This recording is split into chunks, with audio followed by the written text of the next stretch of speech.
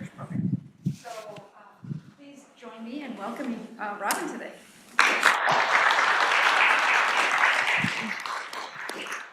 Thank you. It is heartwarming to look around and see so many friends in the audience. So I want to start off by just thinking about many of us in this space probably teach using Teams, and we probably have lots of reasons for doing so. Some of which are logistical or just because that's what's been done in the past and perhaps not pedagogically framed, but there are lots of pedagogically important reasons also to use teamwork. As people who are preparing engineers, I think that we all believe that the students are going to need these teamwork skills in the future, so it's an important learning outcome. And there's lots of evidence that teaching in teams can provide lots of really good outcomes, like increased retention of information, as well as increased retention in the discipline, and motivation. And so I think that there are lots of reasons that we're doing so. But one of the things that we need to be very careful of, especially in this time when we're thinking about the effect of our pedagogical choices on various students, is that there are also dangers associated with teaching in this space. So team-based pedagogies open up this world of the classroom that's not the classroom that I'm inside of, but instead is classroom experiences that are happening in some other space. And there are lots of diversity-related dynamics that might be happening in those spaces that I don't have control over, and I often don't know about what's happening there. So I'm using the overused metaphor of an iceberg, but thinking about things like social loafing or dominators might be fairly visible to us as instructors, especially if we're doing some sort of peer assessment. But there might be lots of things happening that are under the level of the water, for example. So things like inequities in how students are dividing up the tasks, or in who students trust on their team to be doing good work. And I think once somebody points some of these things out, it's fairly obvious. So a number of years ago now, Laurel Meadows and Denise Sakaptua from the University of Michigan, highlighted how students in Engineering 100 teams are dividing up work by gender. And so they went in and watched students across the Engine 100 courses, so the 20-ish sections of the course that existed at that time, and highlighted that women in particular were doing particular types of slides in their semester final presentations, and then via interviews found that that seemed to be related to the kinds of tasks that women were choosing to do on the projects, or that women were forced to do on the projects. Once that was highlighted for me, I was teaching during that time. Once someone pointed that out to me, that became a thing that I could see in my own classes as well. But until someone had highlighted that, I was very aware of teams that were unhappy, that were coming to me and saying, this person isn't doing any work. I was less aware of teams that were producing good quality products, but where the outcomes might be different based on students' identities. So there are lots of things that once we start to pay attention to, we might realize are affected by student identities on these teams. And these are the known unknowns that I've added to the iceberg metaphor. You could probably add lots of others. The issue is we can't support students with these things unless we know that they are happening on the teams. And depending on how many teams you have and how frequently your life allows you to meet with those teams, you are unlikely to know about lots of these things that are happening on these teams. And in fact, I actually think that with a small n, so if you have only a few teams and you're meeting with them very frequently, I think that a lot of these things might still be invisible to you and to the students for whom they're happening. So when we talk to students, you might find that across many teams, it's often a student with these type of characteristics who is doing this type of task on the project. But the student is unlikely to say, well, it's because I'm female or it's because I'm whatever.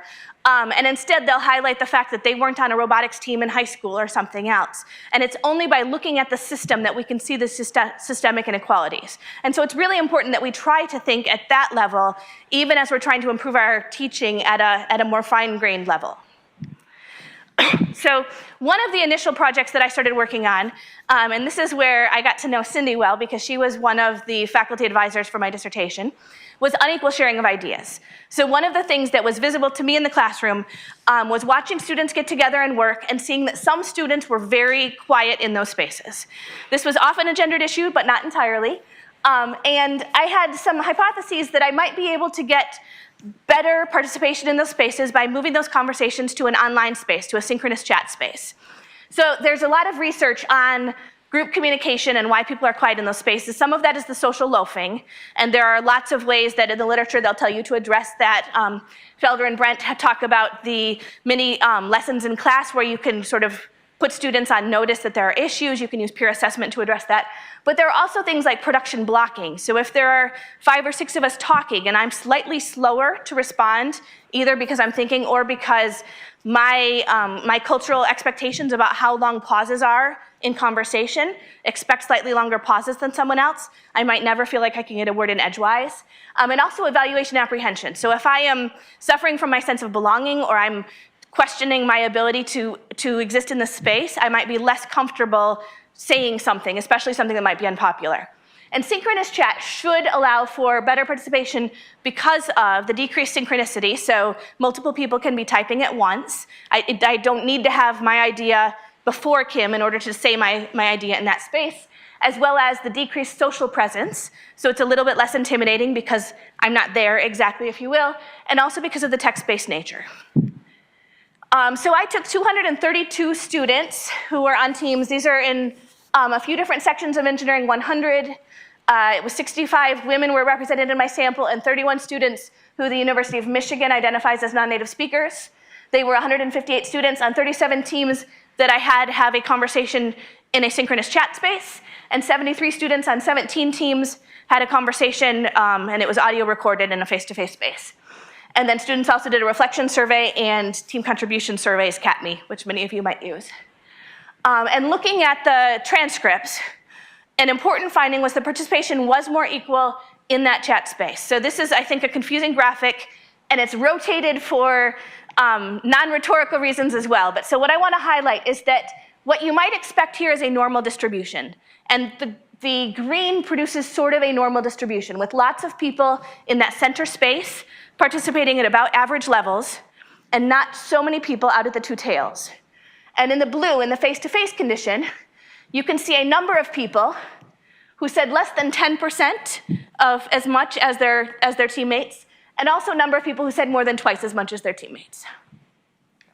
This was especially true for women, but interestingly, my hypothesis going into this had been I see lots of silent students and I want to help the silent students, and I felt like those silent students were women. Well, it turns out that not only are my quieter students women, but so are my louder students. And so when you look at just the mean participation levels, it didn't fix that issue, but it does, in general, it seems that providing the synchronous chat space evens the participation, especially for women. Interestingly, those conversations looked very similar rhetorically. So they were also, I did a content analysis looking at the types of things that people are saying in those spaces, so the function inside of the conversation, things like disagreeing. The only statistically difference here is that people in the face-to-face space are less likely to disagree with the rationale, so there was slightly less disagreement in those spaces, which I think just means it's a little bit intimidating to say, Elise, no, I think you're wrong. It's a little bit easier to type that, and so we found a small difference there. So going forward with that and working with some of the people who I was teaching with at the time, we started expanding our peer assessment as well as attempting to teach teamwork via some lessons and some reflections that students were writing. So students would read, for example, about group conversational dynamics. They might write about why they thought that the person who was quietest on their team was not participating as much, and they might write about something that they thought that they could do that week that might address some of those issues. And I wished that I was the kind of awesome instructor who would remember, oh, Elaine and I talked about this in our conversation, and next week I'm going to check in with her about that thing. I was not as much as I wanted to be, and I felt like I was the turtle biting off more than I could chew because there was just so much data coming in. But at times during my life here, I've had a chance to look at some of that data. So one of the things that I was looking at the time I was using CATME for my evaluations, and I was concerned that there are expectations regarding gender here that might affect how students rate each other. So I'm showing here the statistically significant differences. There are lots of things on which there were not differences. But so here, looking at and pulling gender data from the registrar, looking at how students rate other students on their team on having related knowledge, skills, and abilities, you can see that there is both a main effect by gender as well as an interaction. So women are receiving overall lower scores for having related knowledge, skills, and abilities. This is in a particular course. So 500-ish of the students in this data set come from the ROV section specifically. and there might actually be true gender differences that are represented here rather than this representing just bias, right? So it might be that more of our male students are coming in with experience in a machine shop, say. There might be something other than bias happening here, although the interaction certainly suggests bias rather than just true gender differences.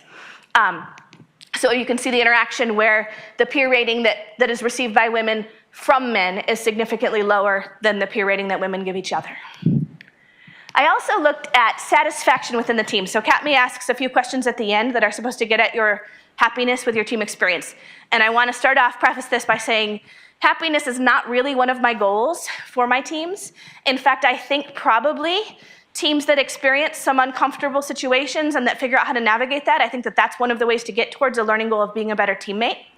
But because I had the data, I looked at it. So I was looking at team satisfaction for students with other on their team in whatever way. So looking at demographic effects here. And again, this is a data pull from the registrar in terms of the demographics. So teams with an underrepresented minority student on the team, so those first two sets of bars are the team overall, so all of the team members, as well as the student who is identified by the registrar as underrepresented minorities, happiness on the team. Neither of those is significantly different than the grand mean, which is 4.167. However, teams with international students, as you can see, the team overall is much less happy. The international students are pretty happy on their teams.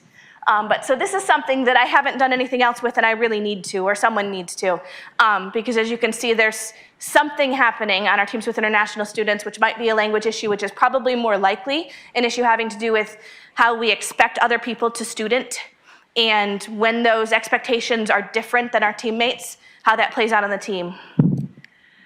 I also looked at it for teams with men and teams with women. So the far left bar is a team of all men. I separated it out. So the literature often suggests that we're careful to pair students who might be othered on teams. So in my classes, and perhaps in many of your classes, we try not to isolate women on teams. We try to make sure that they have at least one other person. So teams with a solo woman are actually slightly happier than everybody else, although I don't think that that difference was statistically significant. But teams with two or more women are much less happy, and you can see that the women actually are even more so than the rest of the people on their team. So this was really interesting, especially because I had been trained here to make a pedagogical decision that appears counter to this, right? So I approached CRLT, and Tracy Bartholomew, who's not here anymore, did some focus groups. So she pulled a group of solo women and a group of solo men. By solo, I just mean only women and only men, and asked them about their Engineering 100 experiences. And you can see that there's lots of overlap between their two things about what makes you happy or unhappy on a team. However, the women are adding things like absence of overly dominant team members as a plus, and strong-minded male team members as a negative on their team. So there is something else going on for the women here. Perhaps more importantly, when they talked about the tasks that they did, all of the men talk about project design, almost all of them report being a leader. The women talk about technical tasks. They differentiate between technical and non-technical tasks, and many of them talk about the non-technical tasks that they did. And in fact, they highlight that they, either because of their confidence or because they felt like they were told to do particular tasks, that's what they did, and they acknowledge that they would have learned more if they would have done other tasks. So wanting to follow that up, Laura, who's here, and Emily Madden, who is a student in computer science, and I have been, we did some interviews a couple of summers ago. We need to do more with this, but so Laura presented at REES last summer our initial set of findings. So one of them is that some of the projects seem to engender this gendered division of labor much more so than others. So projects that have things that are stereotypically male, we seem to see this project breakdown in, and some of the Engine 100 projects don't seem to have as much of a problem with this. We also found that the women who are paired, and this might explain this idea that the women were less happy on those teams, women who are paired seem to have come to this realization that, oh, I was asked to do those things not because I'm a particularly good note taker, because it's really interesting that they asked me and Lisa to do that. Maybe it has to do with our shared gender characteristics. And so it was almost like they came to a feminist awareness as an 18-year-old on their Engine 100 project. Yeah, so we'll see where we go with that. Laura has coined the term co-awareness, which I really like, and we hope to write that up someday. Then working with a former IA, and looking at the Engine 100 data, we started looking at the reflections that the students were writing, and we looked specifically at two. So we coded reflection prompts on academic orientation, so this is their motivation for the project, and also looked at their task distribution. And then we related that information back to demographic information pulled from the registrar. And we ended up coming up with a model of how students are dividing up tasks on their teams. So I want to walk you through this. So it starts off that there's a student up in this top box, and there is an initial set of student task preferences that is coming from a number of places. So the student has some interests. They have their idea of their skill set. So it's a skill set, but it's also their perception of how skilled they are in those ways. So coming through some sort of self-efficacy filter, if you will, as well as their experiences. And all of that together, combined with their academic orientation. So here it's, do I really want to learn? Should I approach things that I don't know very much about? Versus, do I really want to get an A? Do I want to make sure to minimize my time on this project? And all of those things together come up with what I might go and advocate for myself on the project team. But still there's this team negotiation space where the team is going to look at me and we're all going to talk and we're all going to decide who's doing what parts of the project. From that, you end up with some sort of actual task allocation.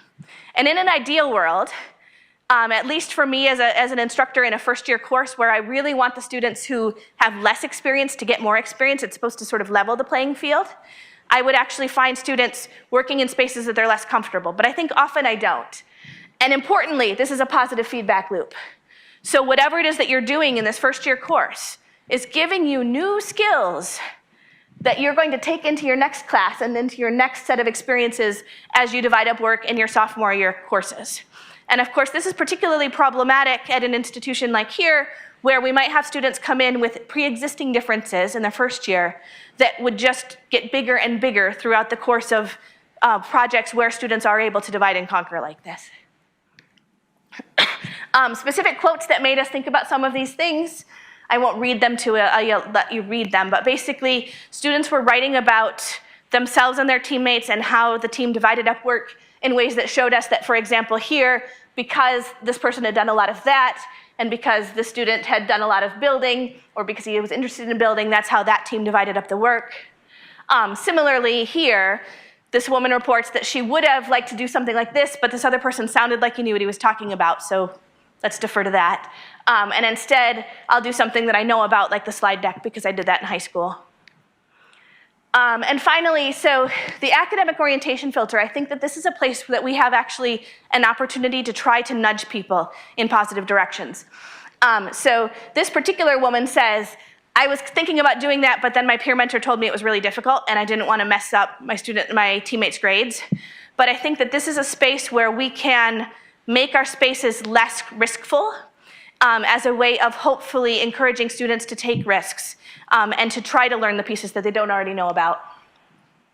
And finally, the team negotiation. So this particular woman says, well, we all wanted to drive the ROV, but we built an Xbox controller, and full disclosure, they did not build an Xbox controller. And the team basically said, who's got the most experience with video games, because they'll be the driver. And she says the other woman and I looked at each other and said, we're not going to compete there, so go ahead, you can be the driver there.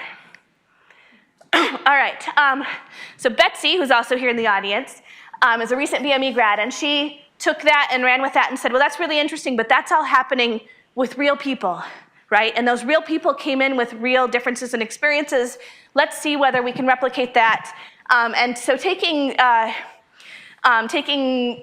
the idea from the famous resume studies that suggest that they took out the same resume and they put different names on it and sent it out to employers, Betsy provided profiles of fictional students that suggested what skill set they had, what major they had, that talked about their occupations before they got here to the university. So many of them had like high school jobs that should have given them some sorts of experiences. And then asked online respondents to divide up work on a project team. And what she finds is that when that person is named Katie, the online respondents give her more project management work and to a lesser extent more writing work. But the good news is that the technical tasks were divided up fairly still. So I think what this suggests, and it's possible that one of the things that this might suggest actually, is that we did a better job of defining the technical skill set that each of the students brought to the project, and a less good job defining the project management skills. I'm sure that we didn't give anyone a project manager role in high school. What we talked about was a job at a high school type work environment that might have provided them with some of those skills. And I think that the students allowed more of their expectations of this person based on their name to influence that. And finally, working with Crystal Farr and Gwen Camacho from University of Washington, and using the respondents, so now I had moved from CAPME to a Qualtrics-based study, but looking at some of the same CAPME questions. We were looking at what are the ways that gender and the team collective characteristics were impacting the technical roles and the centrality of the roles that people are playing on teams, as well as the ways that they participate in conversation. And then also the outcomes from there. So things like their actual learning or their change in self-efficacy from the project. And so preliminarily, looking at academic orientation specifically, this was very interesting to me. So all of this data set comes from the Engineering 100 class where they were building ROVs, and there's something framed as a competition at the end. And the best predictor of the team's motivation was the gender of the team. So we also had a measure of each individual's stated state orientation, so whether they were most excited to learn more about hydrodynamics or whether they were most excited to build a really awesome ROV that would get first place. And that was not as good of a predictor of the team's orientation as the number of men on the team. And then the other piece that I think actually provides a contribution to this area is we took the idea of performance avoidance. So if this is a literature you're familiar with, there's a learning orientation where you want to maximize your skill set, you want to add new skills to your repertoire. Performance orientation where you want to win something or look good, and also a performance avoidance where you might avoid taking on particular tasks because you don't want to show your lack of experience, for example. And what we did was actually separated that into two different characteristics. So there's the not want to look bad, but there's also the not want to let your team down. And a lot of people might talk about not isolating women because they talk about women not wanting to feel like they have to represent their gender, like whatever they do might reflect on all female engineers, which would predict that you'd find women to be high in this performance avoidance individual, if that makes sense. We did not find that. In fact, men were higher on that characteristic. However, women were higher on this idea that they didn't want to let the team down, and so they didn't do particular project tasks, which might suggest that there's a problem with having team-based pedagogies, at least in some of our courses. Okay, and then finally, been working with, so Laura Alfred and Stephanie Sheffield and I were teaching an Engineering 100 class. We were looking at the ways that we were supporting teams and feeling like it was untenable. And we approached the Center for Academic Innovation, at least one representative of who is here now, and a plethora of really fantastic people there have been working on a tool to help support teams. And I'm going to call it a pedagogical tool, an equity tool, and a research tool. And I'll talk about what I mean by each of those things. So as a pedagogical tool, we've been using it in our class. It's also been used by a BA 200 class with a lot of students and a master's architecture course. And their goal is to roll it out slowly and to develop and to understand the use cases as we do that to make sure that we are modifying it in ways that work for those particular pedagogical situations. But as it exists right now, it's a set of weekly team checks with visuals, which provide impact to the input to the students about how the team is doing, as well as input to the faculty member about how each team is doing. And it gives us an opportunity to define what good teamwork looks like. So we sat down originally and said, well, these are the things that we want to ask about. So we want to ask about how your team is sharing ideas, for example, because that's one of the things that I've been researching and caring about a lot, is about the equity on that context. But it's possible that in other spaces we'll want to ask different questions. It also has peer assessments with visuals. So this probably has evolved from something like CAPME, but it asks the students to rate themselves and their teammates on a variety of things in terms of how they contributed to the project, as well as how they are as a teammate. And so, for example, we can define and we can say that for us, one of the things that matters about teams is that students teach each other. And we can actually ask you to rate your teammates on whether they sort of do their work in a silo or whether they are very transparent with the team about here's what I did and let me make sure that you understand what happened in this piece. And that allows us to define for the students, this is something that we care about in terms of the teamwork. When the students get the report back, it shows them, so this would be a final report, it shows them both their midterm as well as how they scored on this final one from their teammates. And it gives them an opportunity for scaffolded reflection. So it highlights for them you're higher on this characteristic or lower on this characteristic, and it asks them to write about things that they could work on.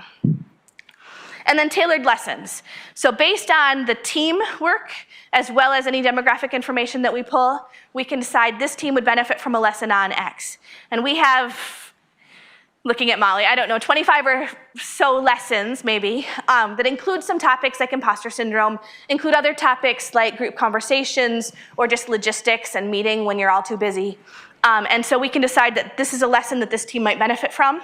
We can also tailor within the lessons. So it can decide on an imposter syndrome lesson, for example, I actually think that you're one of the most confident people in the class. Maybe your imposter syndrome lesson should look different than someone else in the class who comes in scoring themselves very low on some task-relevant characteristics. Yeah, so that's the tool as a pedagogical tool. As an equity tool, so if we think back to the iceberg, I think that there are lots and lots of things that we can't be aware of when we're meeting with individual students. And so ideally, in some world in the future, Tandem would be able to highlight for us, you know what? On your teams, this kind of thing is happening. And you could decide, I want to talk today about sharing ideas equally, for example, because that's a thing that we need to address in this class because of this. And then as a research tool, we can look at things like, we can say, okay, here's what I think might be happening in terms of how someone emerges as a leader on teams, and there's lots of data there to pull from, and that can be changed based on the context to be able to look at that, and look at that large scale. It'd be really interesting also to be able to do A/B testing, for example, to say, you know, some students, let's see whether the lessons are effective. Let's take the lessons away in this section and give them in this section, and there are opportunities to actually do some controlled testing, if you will. Okay. So that's the work that I've been working on. I've been really lucky because I'm a lecturer here, and funding from CRLT as well as from all these other really awesome places has allowed me to work with some great people and get to do some pretty cool stuff. And I really appreciate that you were here and wanted to talk about it with me. And I think we have some time to talk.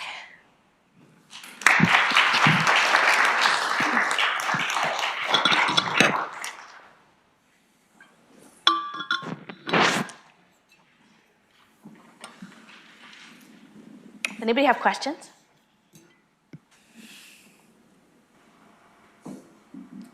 So the piece about the good news, women aren't doing less technical stuff, the work with us. I kind of wanted to raise this for discussion because I don't know if I see that as good news, because the bad piece of that is that we still, at least this is how I'm perceiving it, is that we still don't have expectations that male students are doing the non-technical work, right? At least in this data set, yes. Yeah, so it's like just women are expected to do more and all. That's what this data set says, yes. Okay, because when you said that, I was like, that doesn't seem good. That's even more expectations for women, but I see what you're... Yeah, well, you can read the good news as either from the standpoint of, I want all of the students to leave my class having learned the technical skills. I think it's still good news. From I want students to have a manageable workload, perhaps it would be better to say if you're going to have to do these other pieces, let's not make you have to do this stuff, yeah? Or I want my male students to also leave. Yes, well, for sure. And this is not intended to say that this is good news because women are doing the project tasks. It's just the good news piece is that the women still got to do just as much technical work. So in your iceberg and the issues that maybe we're not aware of, have you got any ideas on how we can dig to find out about those kinds of issues, or have you? So I honestly think that you can't see these things in a single class. I think you need to be using some sort of larger assessment tool, and it doesn't need to be Tandem, but something like that is actually grabbing for you so that you can see that there are these differences that are related to our demographic characteristics, or that are related to specific project experiences pre-high school or something else. And I think that that's the only way to realize that those things are happening. I feel like qualitatively, part of what has informed the fact that I put these things in the graphic was reading a bunch of reflections. And I have read a lot of them. Laura and I were realizing we've taught together for 10 semesters. So 10 semesters times 60 students in that class alone times 8-ish reflections or something like that. But that said, I'm from a pretty narrow space. And I suspect that someone reading reflections from teams in the Wilson Center, for example, will know about lots of other things that are happening on these teams that I have no idea about, or someone who's working with senior design projects. And then I think once we know that those things happen at small scale, then I think it's probably important for us to try to gather information about what's happening. Is this a common thing, or is this a thing that happened in this one interview that someone did, and try to grab at that. So all of your studies have been Engine 100s, right? Most of them? Most of them, for sure, yeah. Like Betsy's was most of them Engine 100, yes. Do you think that those inequities will change, either increase or decrease as they go on in their career, like their senior years? So I worry. So the other group that I in the past had interacted with, I used to teach the TC 496, which is the senior tech comm course that goes along with the senior design courses in EECs, electrical engineering and computer engineering specifically. And certainly some of those same things are happening in that space. A lot of the literature that informs this is from wider spaces as well. The model that Major and I came up with actually predicts that it should get worse rather than better, although it's possible that things like the negotiation, that perhaps the differences that we might bring into that space might change in ways that might push it more positively. So, great talk, by the way, thank you. So just my curiosity is, this is great, and like ideally every faculty or teacher staff in these courses would care to develop pedagogies or tools to address these issues, but at some point it seems like there's an imbalance from the curriculum you're supposed to teach, and then these alternate, I don't want to say social skills or soft skills, but life skills that seem to like could benefit from learning communities or other areas of incorporation. So I'm just curious how like long-term you see the marriage of these concepts. So I love the idea of something like learning communities that was also addressing this, and I would say also rather than instead of. But so I'm in a unique position because I'm in the TechCom program, and so in theory I teach communication, but I kind of feel like part of what got me into this space is that I came in prepared to teach writing. I had actually never taught oral presentations before, and I'd never been in a college of engineering before, and that you would think would be the biggest learning curve. But honestly, the biggest learning curve was facilitating teams. And that's why I started studying this. But I think in some ways, at least some of us have kind of taken on our mantle as like we're also working on the life skills or professional skills piece of it. And I think that probably should be an extracurricular thing as well, but I also think that it's probably a curricular thing. One of the things that has been nice, so the way that we used to do it, where I really was reading all of those reflections, was a lot of work on me as an instructor. I choose to believe that it doesn't actually take that much student time, although we should figure that piece out. But I think we've put students in teams with the idea that that's teaching them team skills without necessarily actually doing the teaching of the team skills. And I think that there are ways to harness technology to do some of what I used to be doing by hand so that the instructor isn't spending lots of extra time facilitating that, at least less, maybe. So you've been engaged in this work for many years.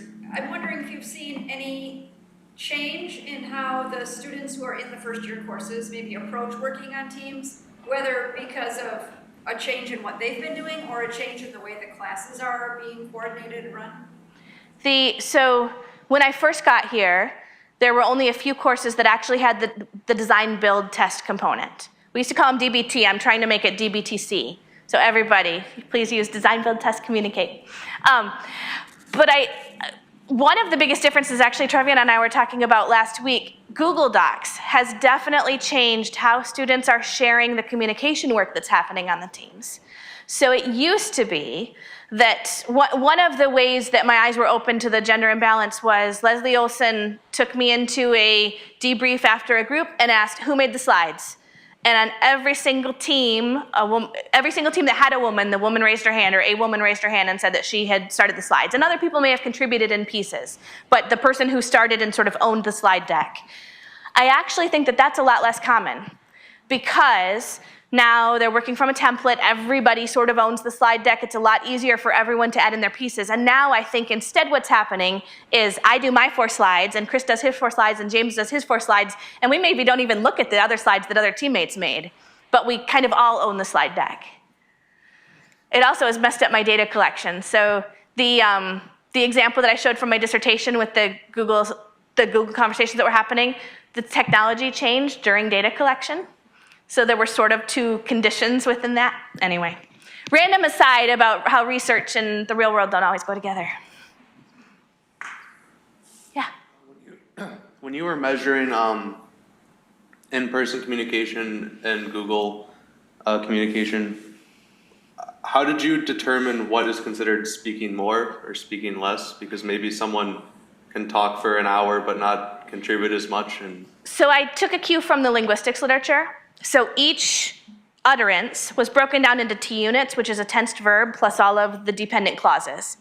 So for the most part, in normal speak, that just means a single sentence, but you might have a sentence like I brought my water bottle and I brought my phone is 2 T units, if you will. So I normalized everything into T units. The piece that messed me up was, so I only had the audio files from the face-to-face conversations, and I'm sure that there were some T units that were shaking their head yes. And so I ended up deciding that in the chat space, when people typed a Y, for example, I ignored those as a way to try to balance that. But, so there is some imperfection there, but that was how I normalized it.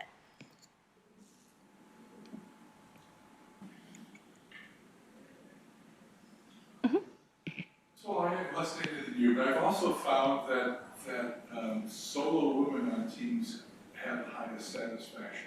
And I'm wondering if, and I've actually talked to some of our courses, we protect isolation.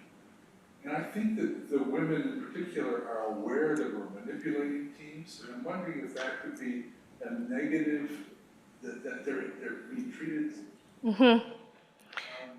somehow specially so that they aren't isolated, and they can resent that somehow. So when Laura and I were doing those interviews, at least a couple of the women suggested that as a possibility for why women who are paired on teams were less happy. There were some other suggestions as well. I'm trying to think. So some of them talked about how they became very good friends with the other woman on their team, and then the men on their team became good friends, and they became kind of two separate groups as opposed to one big group. So there are lots of things that might be happening on those teams.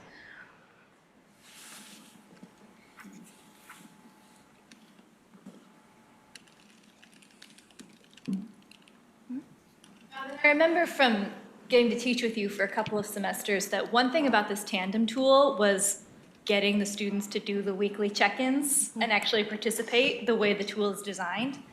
Do you have any suspicions about the academic orientation of the students who are more likely to do it diligently every week versus the ones who are more content to maybe blow it off and mess up the data by not participating? So I think one of the things that we've done that has moved the needle in a positive direction, and I think that this actually speaks to it, is that now we have an IA who has been grabbing the data pretty quickly and putting up points on Canvas. So 10% of the points in our Engine 100 class come from their interaction with the tandem tool. Things like the weekly check-ins are, I think, a single point. But right now the students are seeing it 12 hours after the deadline closes, which for the super performance-oriented, I must get my A+, that's going to be something that will move that needle. And actually, I think that so I would say that the first foray into the master's architecture course has been much less positive. And I think one of the issues has been that the students aren't motivated by that. It's a studio class. They're motivated to get particular experiences. They don't care about points. And so I think for some students, a tool like this and actually seeing the feedback is useful, but for others, it feels very Mickey Mouse. And figuring out how to deal with that is really important.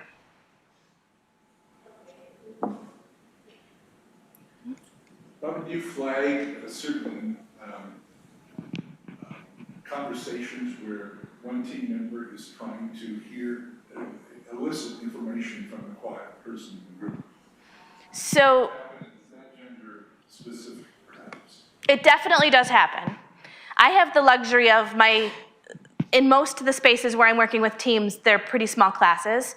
And I get to float around in my Engine 100 with 4 teams. So I can be at least somewhat aware of what's happening on all the teams. And there definitely are teammates who are really good at trying to make sure that everyone is engaged and also trying to make sure that the conversation moves forward in particular ways. Is that your question? Yeah, it'd be nice to tag that somehow. I bet there would be some interesting data. I see. You mean like in the transcripts, for example. Yeah, so the topic directing would be the only piece that would kind of get at that, although we could look back at those because those are the pieces of the conversation that really are intended to move the conversation and the interlocutors in a particular direction. So I would guess that those are embedded in there, but yeah, I can't speak to whether they were different by gender. What are the next steps for Tandem? Molly, do you want to take that? I feel like you covered a nice spiel about looking at new use cases and another semester or two of that. I'm guessing we'll be in a few more courses next fall and major evaluation this summer as a goal. One of the things that I would like to put in a plug for is we would really like to have faculty who are thinking really critically about how to support teams and who have different ideas than what are currently in the tool to use it. So I also think it's really useful to find people who say, yeah, that's exactly what I want, that's perfect, just use it, because maybe they don't have strong opinions about those pieces. But I also think people who are doing their own thoughtful, supportive teams and who have different ideas about what might be useful and getting those other voices into the space to kind of negotiate where the tool should go next would be helpful.